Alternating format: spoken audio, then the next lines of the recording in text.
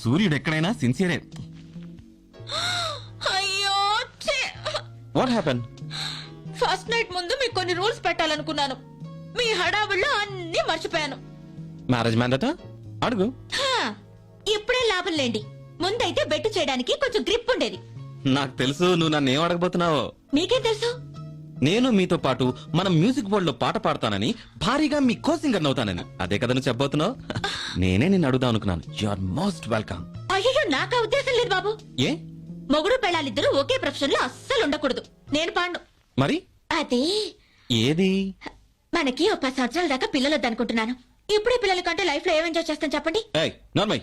ఏ నేను మాట్లాడిందేమైనా తప్ప? తప్పే. అప్పుడే చెప్పారుగా గ్రిప్ పోయిందని. నా ఇండివిజువాలిటీ నాది. 10 సంవత్సరాల దాకా పిల్లలు వద్దు అంతే.